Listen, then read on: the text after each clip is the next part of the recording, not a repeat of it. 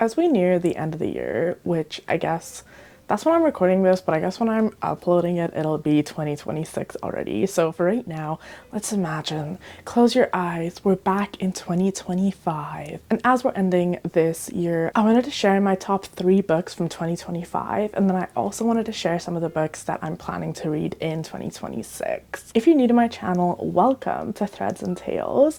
I've focused a bit more on crochet for my first few videos, but I really wanted to share a more bookish video because I really wanted this channel to be a mix of both.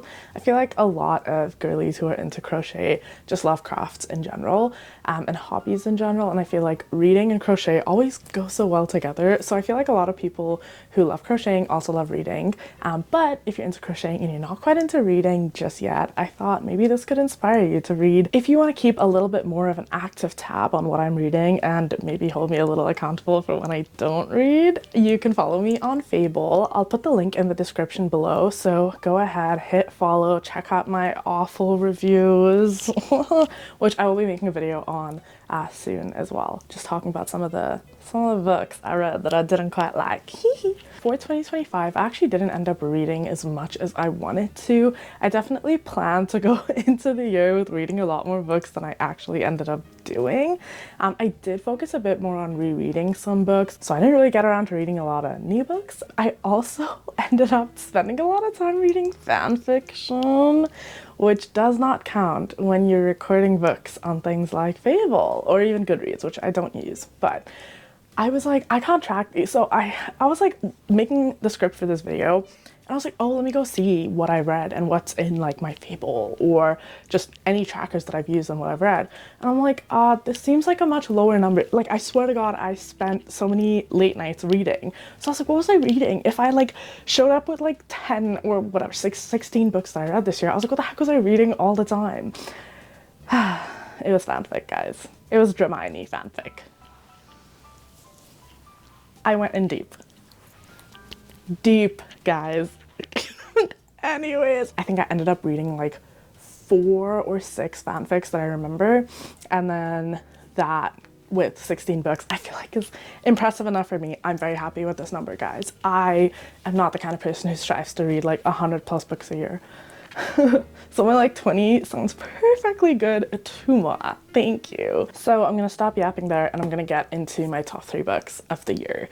So at number 3, we have Before I Let Go by Kennedy Ryan. So this was surprisingly my number 3. I didn't expect this book to end up in my top 3. It was one of those books that I was like, oh, everyone's talking about it. It seems cool. Let me give it a try.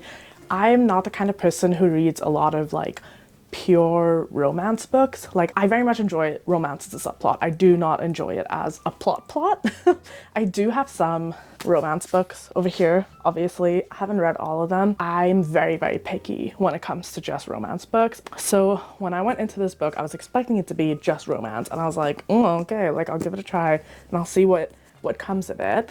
And here it is on my number 3, okay? Like, I actually really love this book. I'll try to give you a bit of a summary of the book before I tell you why I really liked it. The book follows our 2 main characters, Yasmin and Josiah. So they started dating when they were in like college, I think. It was like a whirlwind romance, and like everything was going really well, and it seemed like there was some point at which a very traumatic incident happened and they drifted apart. It's definitely like they're heading for divorce. They have 2 kids, and so the story just focuses on the 2 of them trying to navigate their lives without each other, but still like co-parenting and still like co-owning a restaurant, and then eventually kind of realizing that they still have feelings for each other and trying to navigate what that could look like. Those aren't spoilers, just so you know, that is a spoiler-free description. Everything is written on this, okay? The whole premise of the story is they start to find their way back to each other, and then it's a question of will they, won't they. It is dual POV, so you have chapters from Yasmin's point of view and sub-chapters from Josiah's point of view. Some of the themes that come up in this book a lot are, well, there's like a lot about like community, there's a lot about just friendship and relationships that aren't always romantic. There's a lot about loss, there's a lot about grief, and there's a lot about like family specifically and just like family dynamics. If you need to check the content warnings or the trigger warnings, please do so. Take care of yourself. This book took me by surprise. First of all, the characters are so likable. Okay, so obviously we have our 2 main characters, Yasmin and Josiah. Oh my god, I loved both points of views. I find with dual POVs, it's very hard for me to like both the point of views I get or multiple POVs in general. And you can tell that they're like different characters. Because I feel like what also becomes tough is it can be hard for authors to like get out of their writing style and try to actually write like a character. But I feel like with this book, it was done so well. Like, I loved both characters. I think the author did such a good job of truly showing how different people in different families have different relationships. Like, the dad has a different relationship with the daughter than the mom does.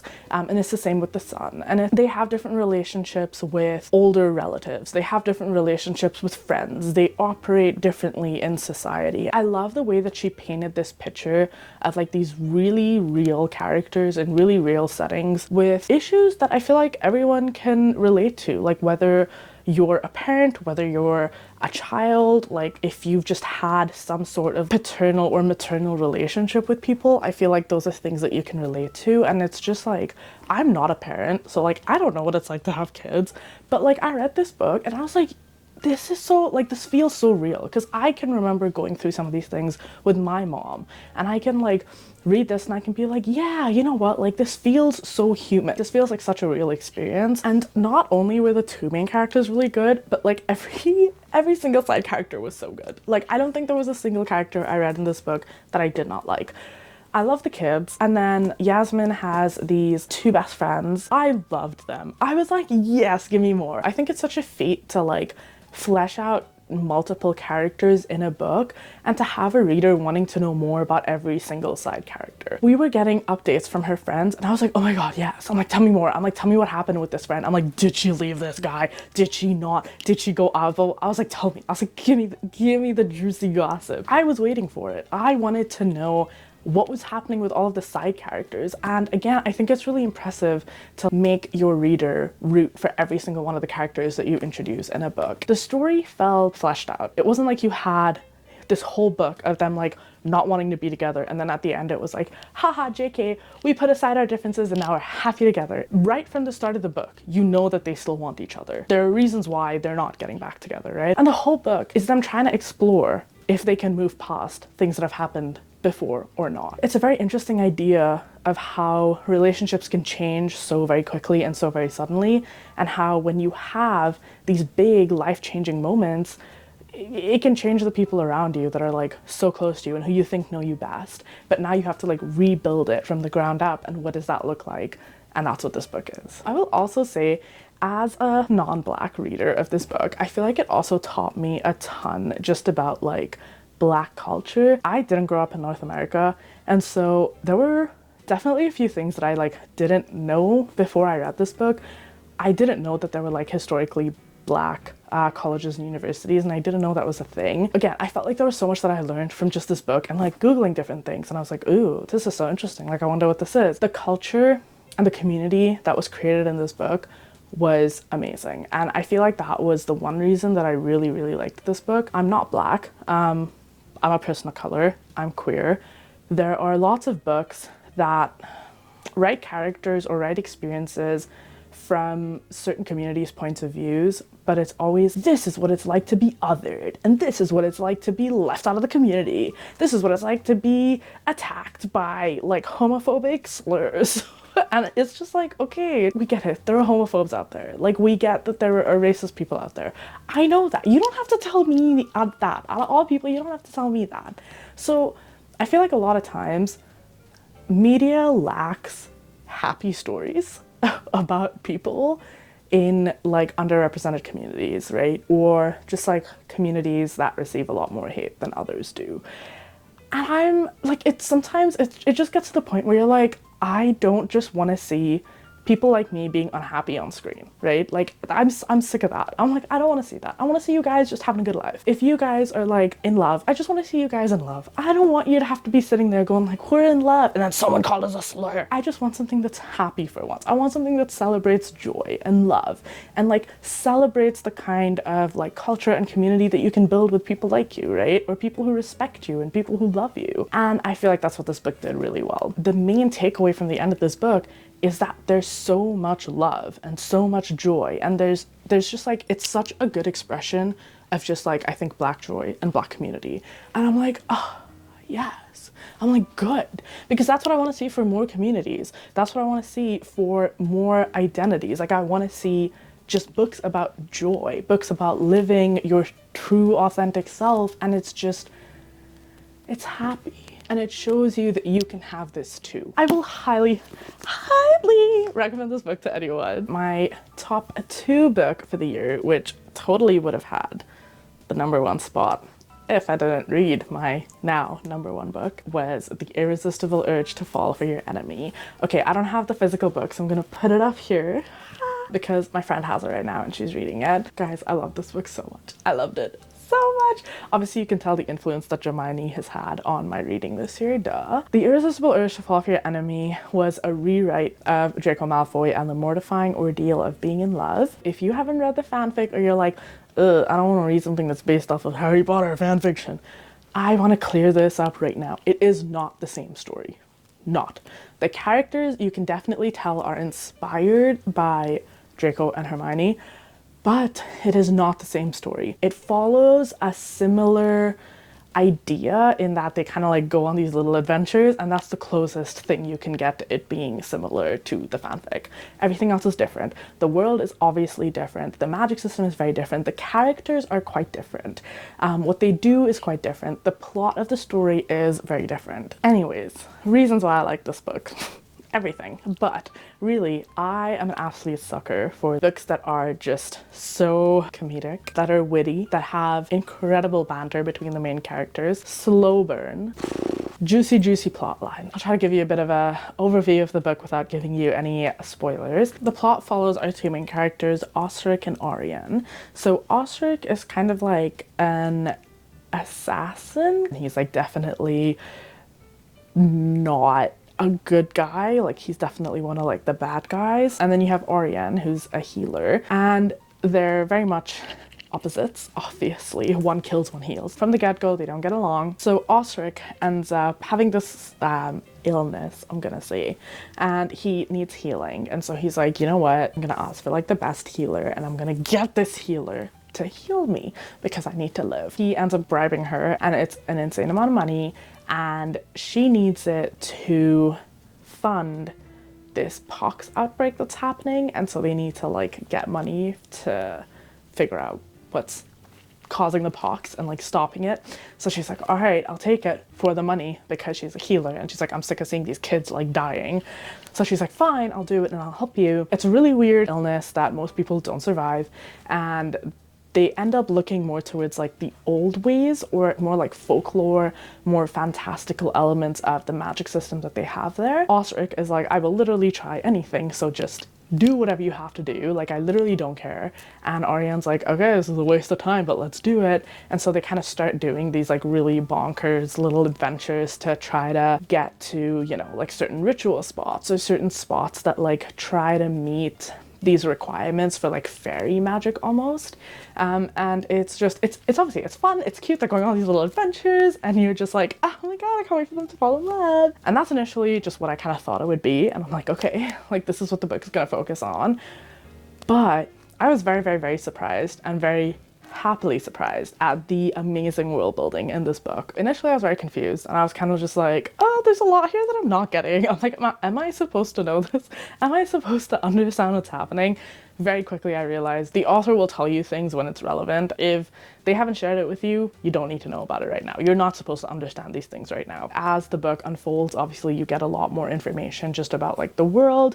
You get a lot more information about the magic system. You get a lot more information about why these 2 orders don't like each other.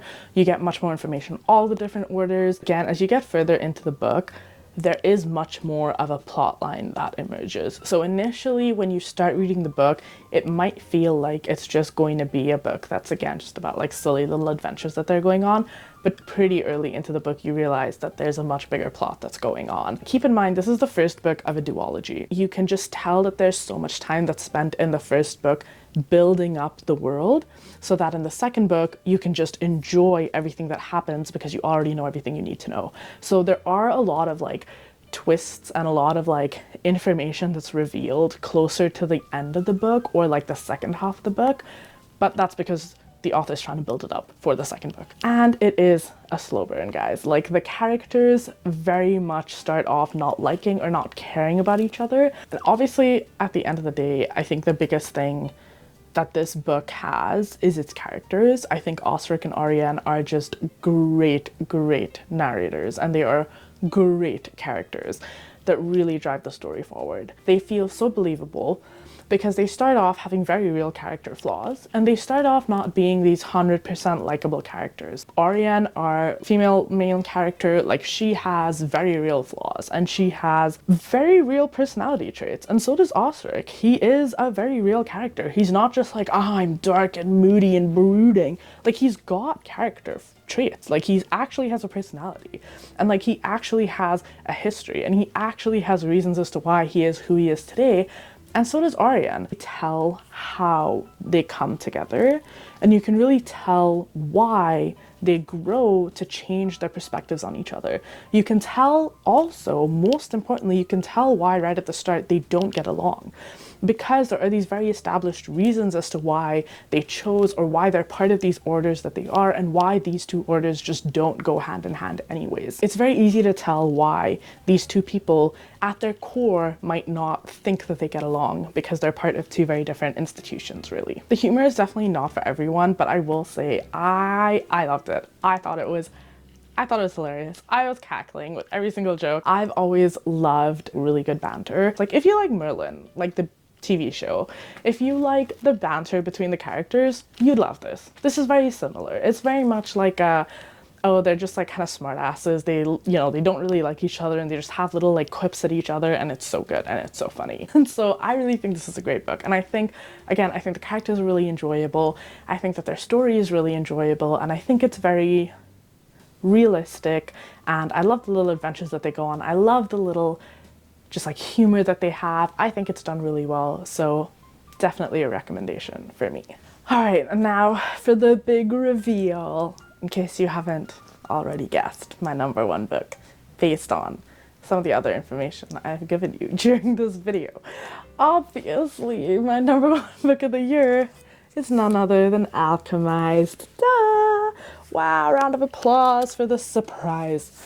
Anyways, Alchemised. What a book. My hands hurt just from holding it up. Guys, this is so heavy. Where do you even start with this book? So, number one, check out the trigger warnings. That's always a great place to start, specifically with Alchemised. The main themes of this book are, again, like I said, it's a little dark, but it's a war book. It's post-war, but it's definitely a war book, okay? So it is gritty, it is descriptive, it is horrifying, okay? It's definitely not for the faint of heart in terms of like some of the themes that come up in it are pretty bonkers. It's definitely much more like graphic. There's lots of like body horror. I mean, not lots of body horror, but it's more of like, you know, if you don't enjoy I'm not gonna say enjoy, because I don't think anyone enjoys, actually, I don't know, I guess I kind of do, but like, if you don't want to read like descriptions of people being killed and people being tortured and people being maimed and that kind of stuff, this is not the book for you. Not the book for you. But there's definitely a lot of focus on war. There's a lot of focus on the awful things that you need to do to get through a war.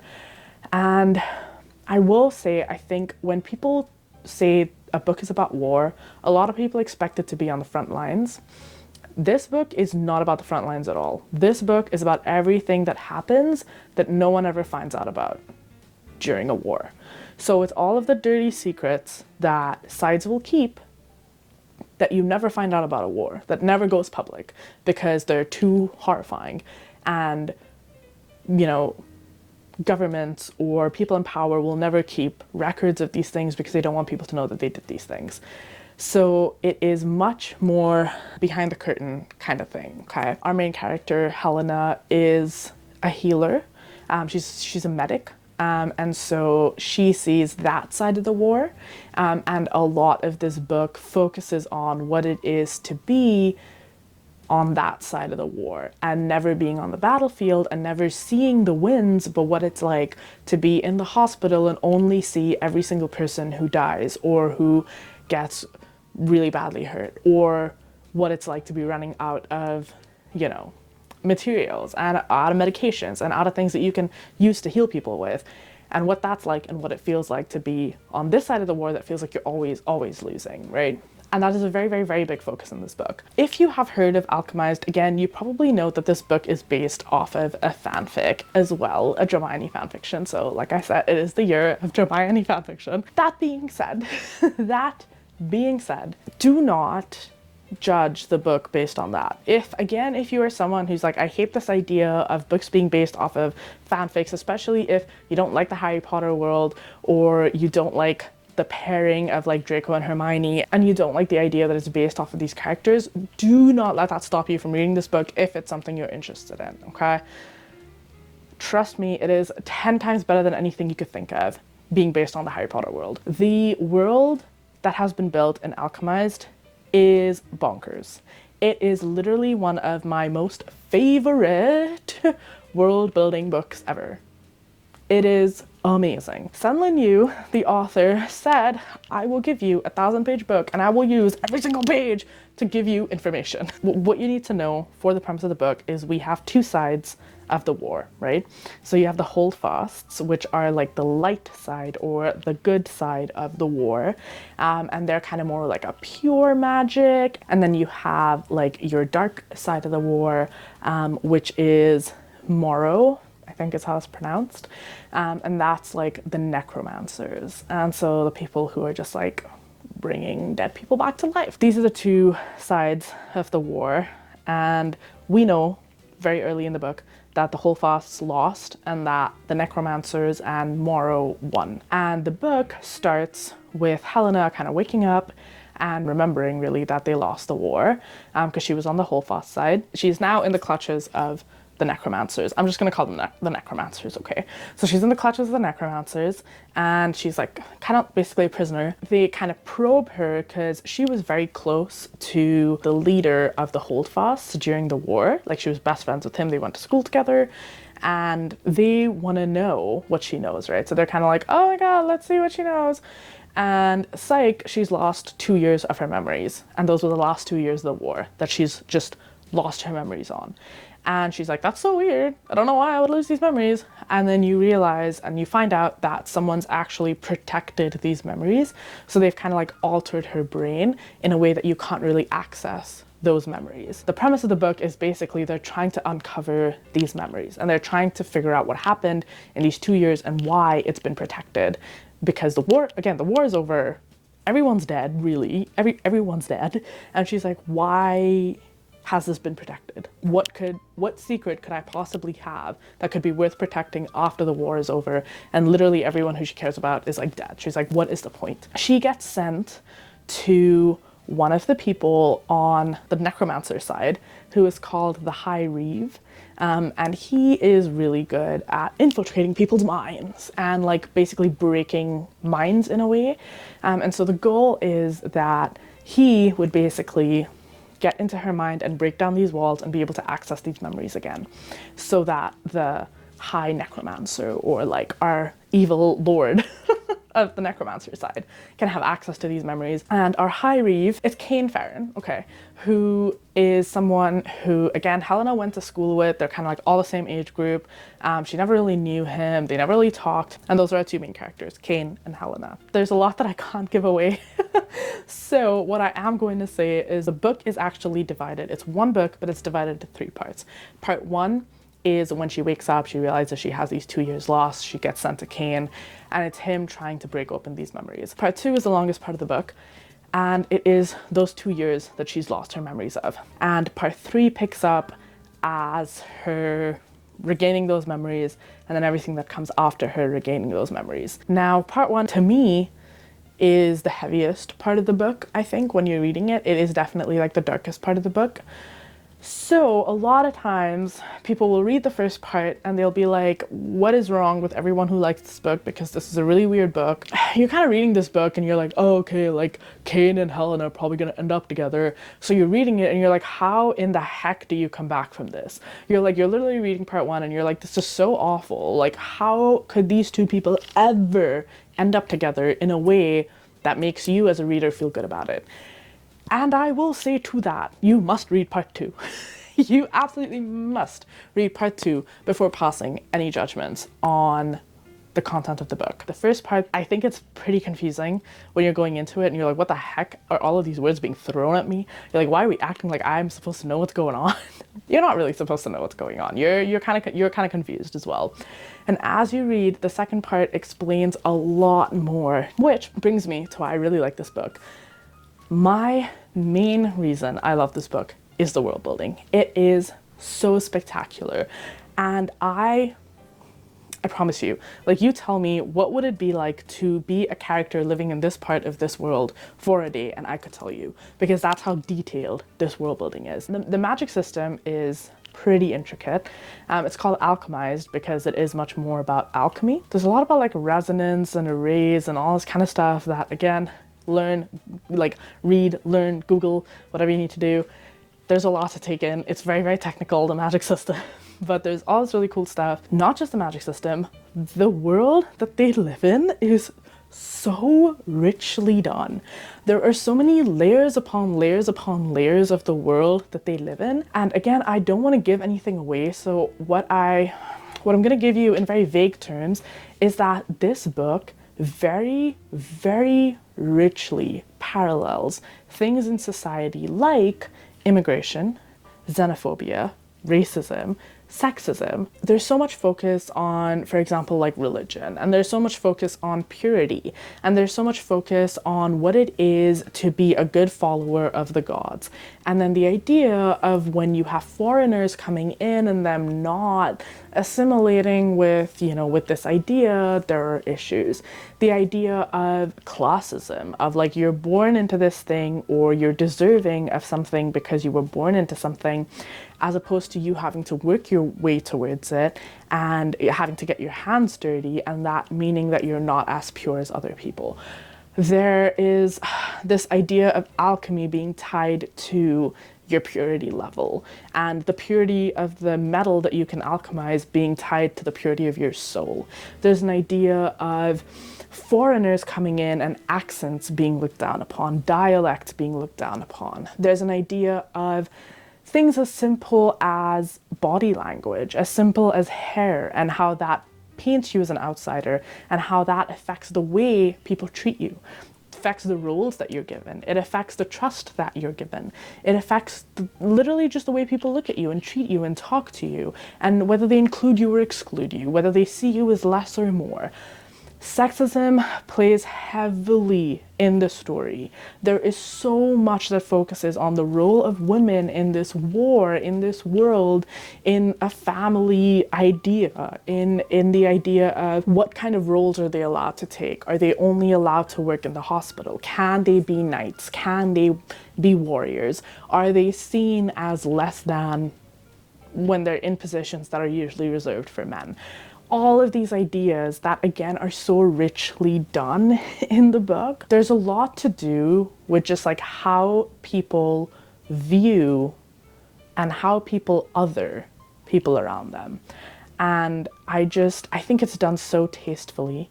I think it's so well baked into the story that you really can't see it unless you realize you're looking for it. So I don't know, I think if you've read this book, I think you know why it would take first spot for me if you liked it.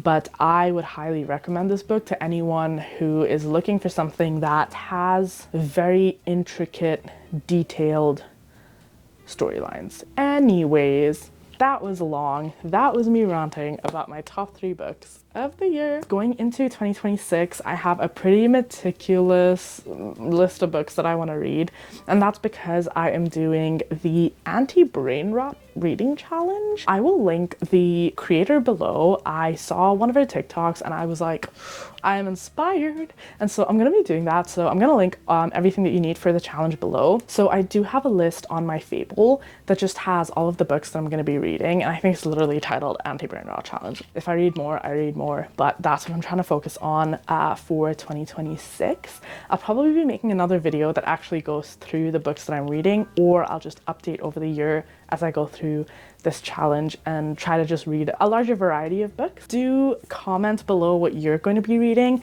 If you've read any of my top 3 books, let me know what you think. Let me know if you agree with me or not, if they should be in my top 3.